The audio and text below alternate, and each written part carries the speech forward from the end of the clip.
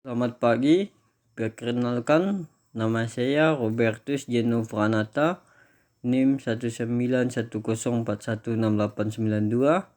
jurusan Manajemen kelas A2 pagi, Makul Manajemen Operasi, dosen Bapak Adi Mursalin SMM. Di sini saya akan menjawab soal UTS Manajemen Operasi. Langsung saja, soal nomor studi kasus 1.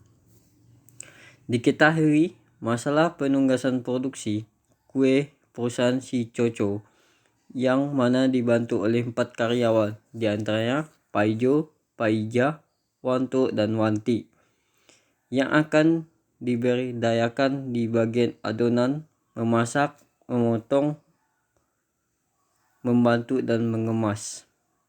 Dengan rincian upah per hari Rp 1.000.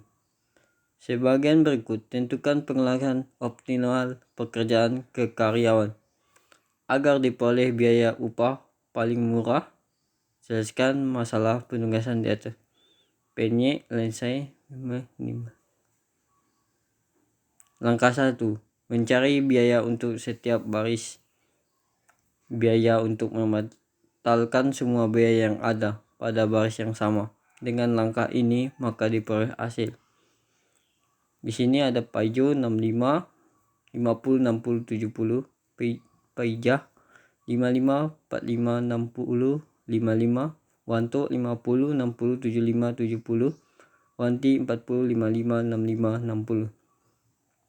Sesudah adonan memasak memotong, Paijo 15, 0, 10, 20, Paija 10, 0, 15, 10, Wanto 0, 10, 12, 20, Wanti 0, 15, 25, 20.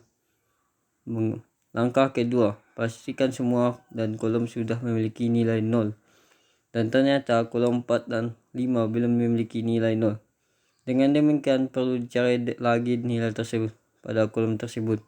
Untuk selanjutnya digunakan mengurangi sebuah nilai yang ada pada kolom tersebut. Kolom yang sama dengan langkah ini maka diperoleh hasil sebagai berikut. Langkah ketiga, memastikan atau mengecek lagi tabel penugasan. Apakah sudah memiliki nilai 0 yang sesuai dengan jumlah sumber daya yang juga menepati dengan jumlah baris. Misalnya, jika yang ditugaskan ada 4 karyawan, maka harus ditemukan nilai 0 sebanyak 4 buah yang terletak di baris dan kolom berbeda. Dimulai dari baris yang hanya memiliki satu nilai 0. Langkah ini mengandung arti bahwa setiap karyawan hanya dapat memegang satu peran atau pekerjaan.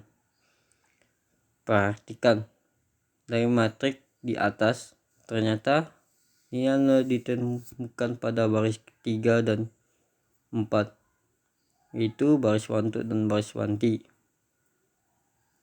Meskipun berbeda baris, namun masih dalam kolom yang sama. Sehingga dipastikan misalnya belum dioptimal dan perlu dipahami langkah berikutnya. Langkah 4. Karena belum optimal, maka langkah selanjutnya adalah menarik garis yang terhubung dengan 2 buah nilai 0. Seperti yang diperlihatkan pada tabel di bawah ini. Langkah 5. Perhatikan nilai yang belum terkena garis. Pilih nilai yang paling kecil atau dari tabel di atas adalah nilai 10. Kemudian nilai 10 tersebut dipergunakan untuk mengurangi nilai-nilai lain yang belum terkena garis. Dan gunakan untuk menambah nilai-nilai yang terkena garis ganda. Dengan langkah ini, maka diperoleh hasil. Langkah 6. Apakah sudah ditemukan nilai-nilai atau sebanyak sumber daya yang juga nilai dari jumlah barisnya, mulai baris yang hanya memiliki 1 0, dan ternyata tabel penugasan di atas sudah berhasil ditemukan 4 nilai 0. Jumlah yang akan ditugaskan berada di baris dalam kolom berbeda, artinya tabel penugasan di atas sudah optimal. Kesimpulannya, Maka mengulangi pekerjaan yang optimal terhadap 4 karyawan tersebut adalah 205 kali 1000, yaitu 215.000 per hari. Nomor 2, seorang manajer pemasaran ingin menempatkan 4 orang salesman di 4 daerah pemasaran produksi. Menempatkan salesman tersebut didasarkan pada perolehan nilai keuntungan yang diperkirakan akan diperoleh oleh setiap salesman di setiap daerah pemasaran berdasarkan presentasi kerja mereka yang saat ini dan mengenal terhadap masing-masing daerah pemasaran tersebut. Bila data diperoleh keuntungan dari setiap salesman di setiap daerah pemasaran seperti yang tersaji pada tabel 1, tentukan penugasan salesman yang harus dibuat oleh manajemen agar keuntungannya diperoleh maksimal. Tabel 1 ada data lokasi 1, lokasi 2, lokasi 3, dan lokasi 4. Sales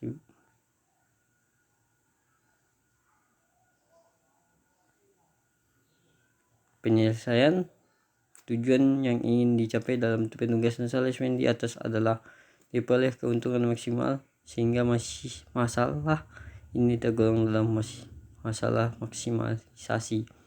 Langkah pertama untuk menyelesaikan masalah ini dengan menggunakan metode Hungaria adalah menentukan nilai tersebut terbesar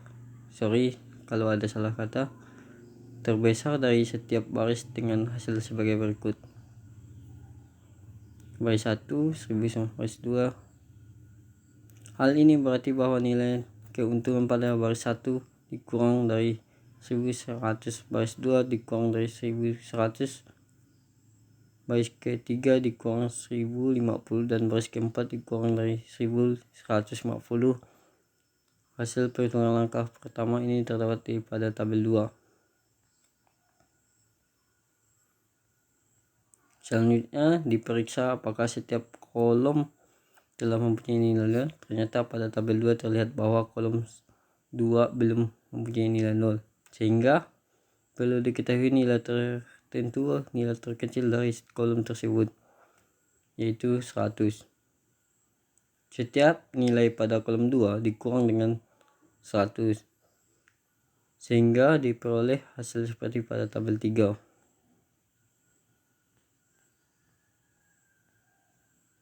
Sekarang lihat apakah ada 4 nilai 0 pada tabel 3. Demikian keempatnya berada pada baris dan kolom yang berbeda. Ternyata ada, sehingga tabel 3 dapat dinyatakan sebagai tabel optimal. Sebagai langkah terakhir adalah penentuan penugasan salesman ke daerah permasalahan berdasarkan pada nilai-nilai 0 tadi. Dimulai dengan jumlah nilai 01, yaitu baris 1 dan baris 4, yang berarti salesman 1 ditempatkan di daerah permasalahan 3, salesman 4 ditempatkan di daerah permasalahan 1. Untuk baris kedua terdapat 2 nilai 0, tetapi karena daerah permasalahan 1 tidak diberikan kepada salesman 4, maka salesman 2 ditempatkan di daerah permasalahan 2, dan yang terakhir salesman 3 ditetapkan di daerah permasalahan 4. Berdasarkan penugasan dibuat di atas, maka nilai keuntungan yang akan diperoleh adalah 110 tambah 1000 tambah 1050 dan tambah 1150 sama dengan 4300. Soal teori. 1. Apa itu peramalan? Peramalan adalah proses membuat prediksi berdasarkan data masa lalu dan sekarang dan paling umum dengan analisa tren. Soal nomor 2. Sebutkan dan jelaskan jenis-jenis peramalan. Berdasarkan horizon waktu. Peramalan atau forecasting dapat dibagi menjadi 3 jenis, yaitu peramalan jangka panjang, yaitu yang mencakup waktu lebih besar dari 18 bulan. Misalnya, peramalan diperlukan dalam kaitannya dengan penanaman modal, perencanaan fasilitas, dan perencanaan untuk kegiatan di bank. Peramalan jangka menengah itu mencakup waktu antara 3-18 bulan.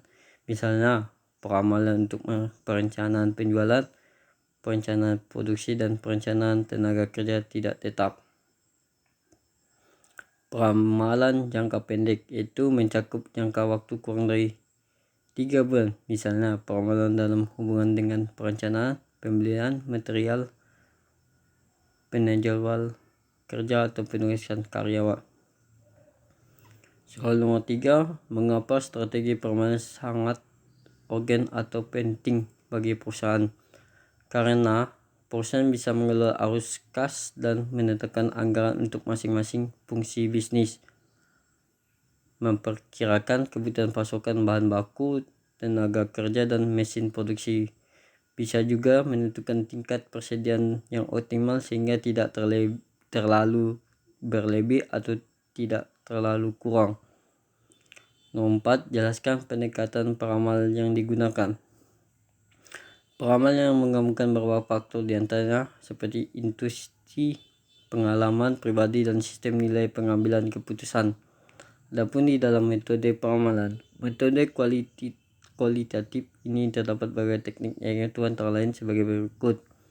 Keputusan dari pendapat juri eksekutif. Pada metode ini terdapat kesimpulan kecil manajemen tingkat tinggi sehingga kali dikombinasi dengan model statistik. Metode delivery, service pasar konsumen, peningkatan naik. Soal nomor 5, jelaskan 8 tahap dalam melakukan peramalan. 1. Menentukan tujuan dari peramalan. 2. Memilih item yang akan diramalkan. 3. Menentukan horizon waktu peramalan, apakah jangka panjang lebih dari 1 tahun, jangka menengah 1-12 bulan, atau jangka pendek 1-30 hari. 4. Memilih model-model peramalan. 5. Memperoleh data yang dibutuhkan untuk melakukan peramalan. 6. Validasi model peramalan. 7. Membuat peramalan. 8. Implementasi hasil peramalan. Sekian dan terima kasih. Kalau ada salah kata, saya mohon maaf.